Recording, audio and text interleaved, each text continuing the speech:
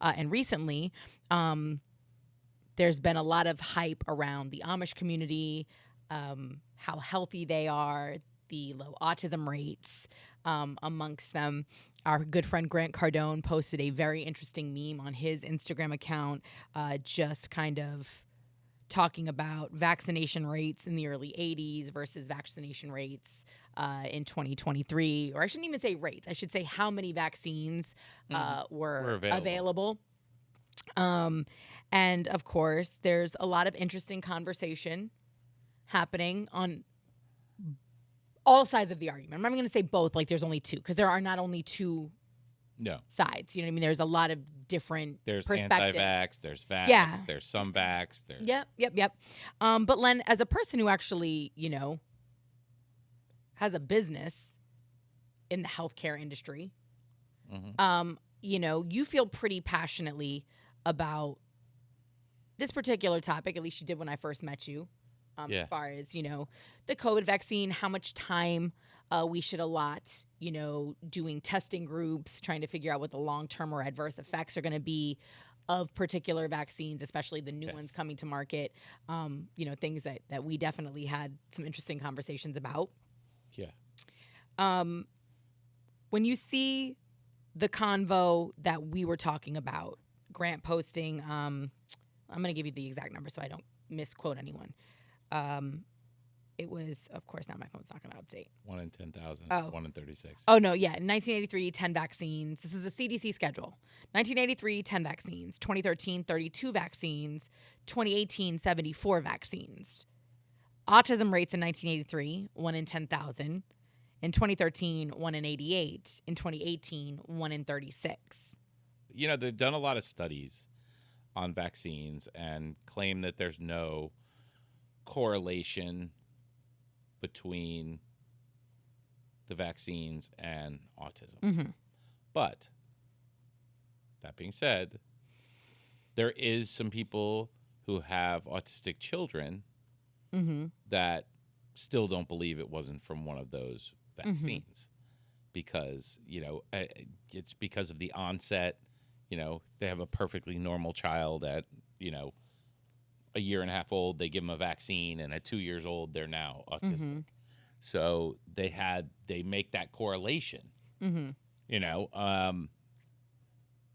whether it's fact or not. I mean, it's a very hard thing to determine. Statistically, every kid in the United States, most kids in the United States get vaccinated.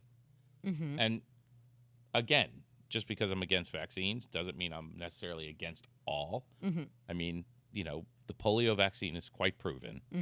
It's been... So is MMR. Yeah. I mean, we know the results, and we know we know somewhat of the long-term effects of those vaccines that we were given as kids. Yeah. And that's pretty much all we've given our kids, or my wife and I have given our kids as, the same things we had.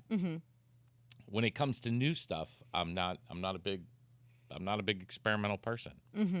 But there is a controversial one. I think it's been out about 25 years that some people have said. Well, I mean, we were just this is causing it. Rachel just told me there's a chickenpox vaccine now. Yeah.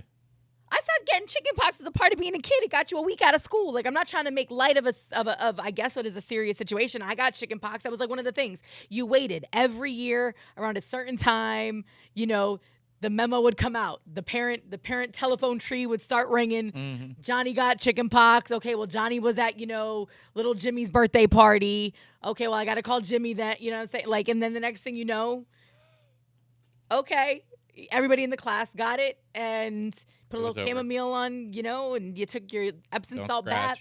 And we got to school. I had it, I still got a couple pox scars, but I was pretty good. So to have a vaccine, and I don't remember chickenpox being deadly in the way that, or crippling in the way that a polio or an MMR was. To me, it sounds more like, okay, we have the science so we can make this thing and make life more convenient for parents and for, school communities. And I get it. There are some kids that have, suppressed immune systems that I'm sure are more high risk. You know what I'm saying? If they can track something like this, again, part of going to public school. Not that I have a problem, because I'm not a scientist, I'm not a doctor. I'm very good at owning what I do and do not know. I just look at certain vaccines that were given to multiple generations of people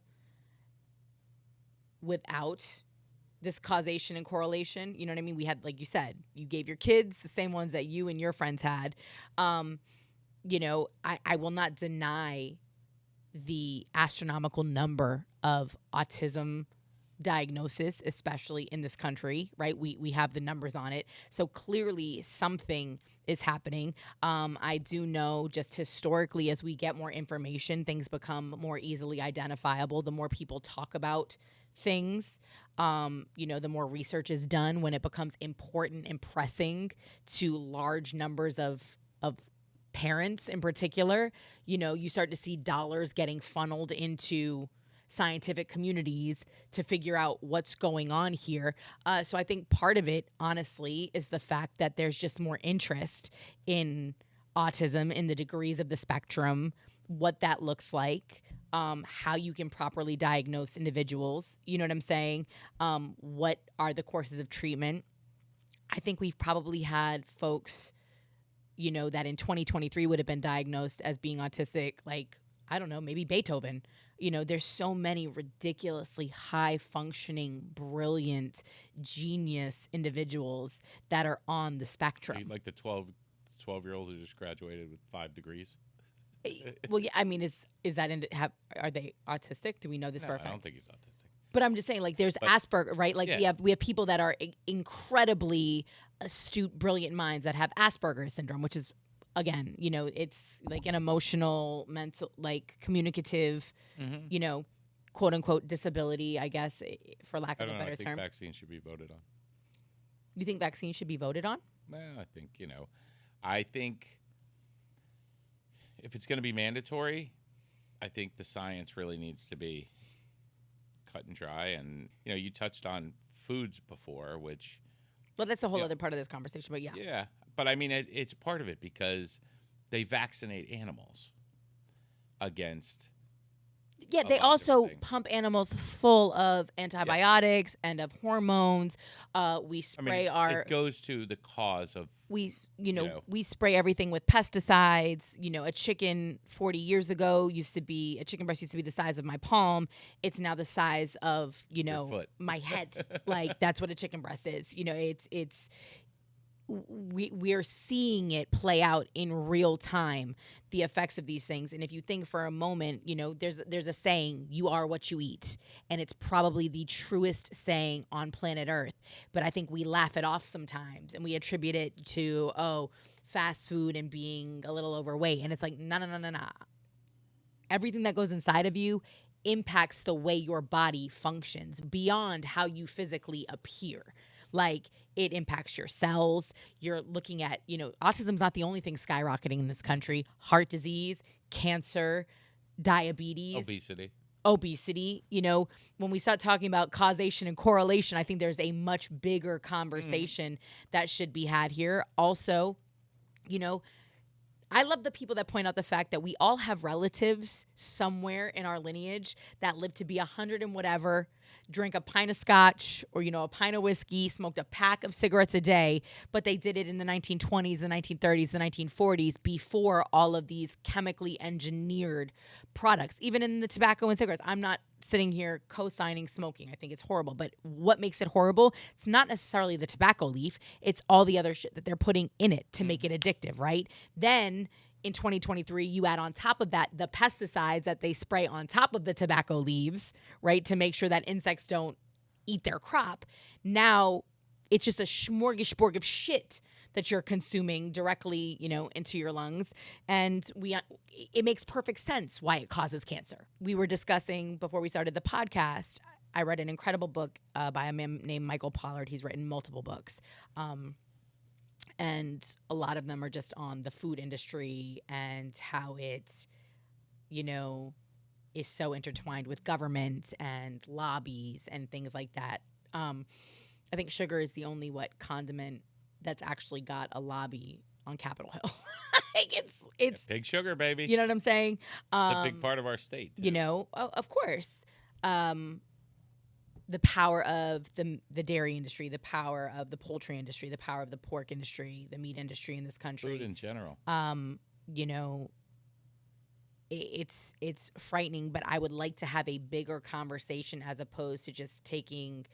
I don't want to call it like a chip. I don't want to call it, you know, the easy way out, because when we're talking about kids, nothing is easy about the conversation, but it's a much larger scope, because at the end of the day, I think it's easy to point the finger at big pharma, at the government, vaccination, and it's less comfortable to point it back at ourselves and go, okay, you know, but I don't want to give up my sugary, processed, horrible, bad for me food. If you're in a certain socioeconomic level, you can't food afford deserts. to eat. Well, and also you get food deserts.